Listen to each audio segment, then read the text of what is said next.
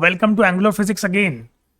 आज हमारे पास जे एडवांस 2024 का एक क्वेश्चन है जिसको हम करने वाले हैं और बहुत ही बढ़िया क्वेश्चन है रोटेशन का। ठीक है ना, बहुत सारे बच्चों की रिक्वेस्ट आई थी कि ये क्वेश्चन बहुत टफ लग रहा है तो इसके ऊपर वीडियो बना दो। तो मैं बहुत अच्छे से इसको समझाने वाला हूँ, उसके बाद इसको बताऊंगा कैसे सॉल्व करते हैं इसको। ठीक है, लेकिन समझना इंपॉर्टेंट है। देखो, ऐसा मत करो कि आप वो वाली वीडियोस देख रहे हो जिनमें सिर्फ सॉल्यूशन आ रहा है। सिर्फ सॉल्यूशन पढ़ने से कुछ नहीं होगा भाई, साइंस नहीं सीख पाओगे तुम कभी। फिजिक्स को सीखना है तो आप प्लीज डिटेल्ड देखो और डिटेल सोचो, डीपली सोचो कि ऐसा क्यों हो रहा है। ऐसा सोचोगे तभी फिजिक्स सीख पाओगे, नहीं तो नहीं सीख पाओगे।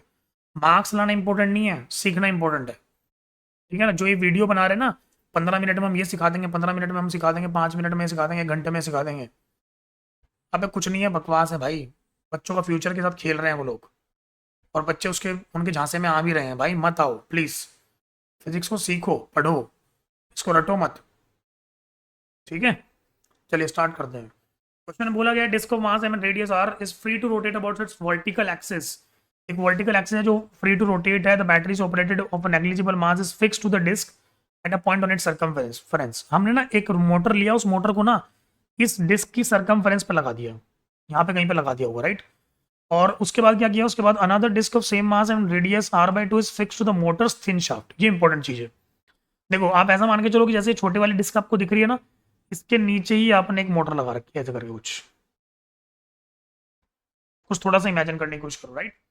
इसे नीचे एक मोटर लगा रखी है, और मोटर इससे फिक्स है। इस वाले जो डिस्क है ना, ये वाली यहाँ से फिक्स है। मतलब अगर ये डिस्क घूमेगी तो मोटर भी घूमेगी। और मोटर के जस्ट ऊपर आपने छोटी सी डिस्क रख दी, राइट। अब बताओ, मोटर अगर घूमेगी तो डिस्क भी घूमेगी, है ना। और डिस्क, फिर उन्होंने क्या बोला, initially both disc are at rest, the motor is switched on. जब आपने मोटर को स्विच ऑन करा तो मोटर का तो शाफ्ट घूमेगा, मोटर का शाफ्ट घूमेगा तो ये वाली डिस्क भी घूमेगी ओमेगा से, क्योंकि उन्होंने बोल रखा है कि ओमेगा से घूम रही है, राइट। उन्होंने पूछा बड़े वाली डिस्क ओमेगा बाई एन से घूम रही है तो एन की वैल्यू बताइए। अच्छा, बहुत बढ़िया। अब सोच के देखिए, अगर ये वाली डिस्क ऐसे घूम रही है, ऐसे करके, राइट और रॉन्ग, तो बड़े वाली डिस्क कैसे घूमेगी बताइए जरा। बड़े वाली डिस्क उल्टा घूमेगी, क्योंकि जो मोटर होगी, मोटर कैसे घुमाएगी उसको, मोटर उसको उल्टा घुमाएगी। अरे हाँ या ना, सोच के बताइए। तो ये ऐसे घूमेगा, नहीं समझे, है ना। इसको मैं ओमेगा डैश मानता हूं। अब देखिए, एक बात सोचिए कि जो एक्सेस फिक्स है, ये वाला एक्सेस फिक्स्ड है हमारा, और ये वाला एक्सेस हमारा मूविंग है। क्यों? क्योंकि वो तो मोटर की थिन शाफ्ट से कनेक्टेड है, और मोटर तो एक्चुअल में बड़ी डिस्क से अटैच है। तो अगर बड़ी डिस्क घूमी तो मोटर भी घूमी, और मोटर घूमी तो छोटी डिस्क भी घूमेगी, ऐसा ना। बहुत बढ़िया।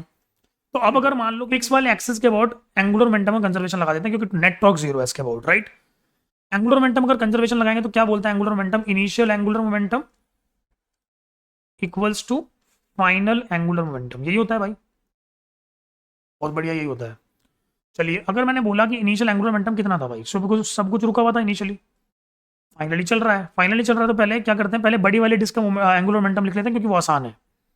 बड़े वाले डिस्क सिर्फ घूम रही है, राइट रॉन्ग, तो क्या लिखेंगे, आई ओमेगा लिखेंगे, आई सेंटर मास इंटू ओमेगा।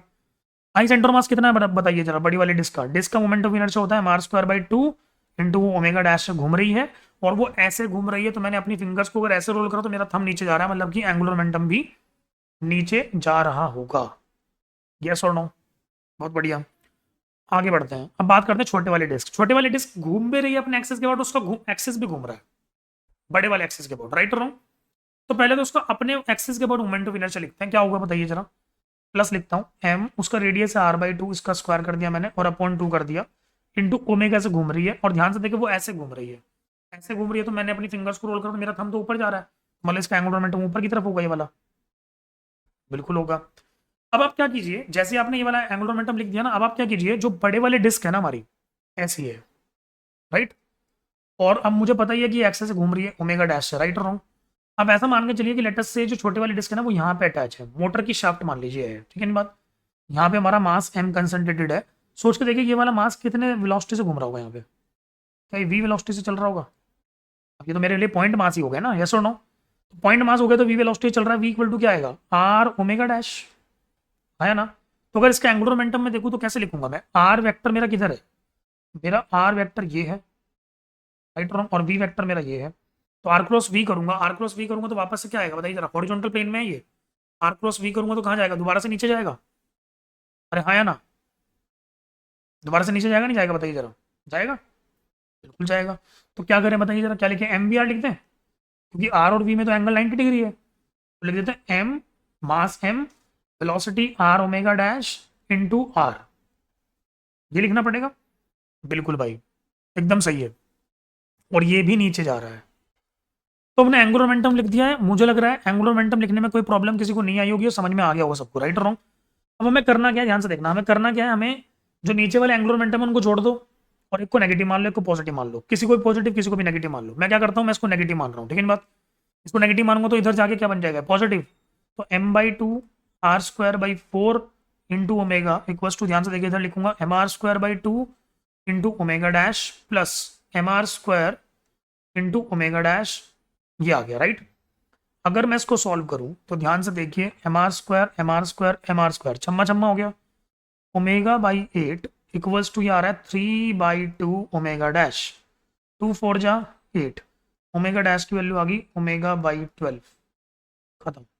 तो आंसर था ओमेगा/n, तो n की वैल्यू यहाँ से आ गई हमारे पास 12।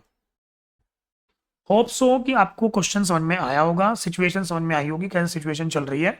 पॉइंट मास का एंगुलर मोमेंटम हम जब भी लिखते हैं तो लिखते हैं mr×v, और किसी भी रिजिड बॉडी का एंगुलर मोमेंटम जब हम लिखते हैं तो वो लिखते हैं mr²/2 into omega for a disc, right. Otherwise I centre mass into omega होता ही है।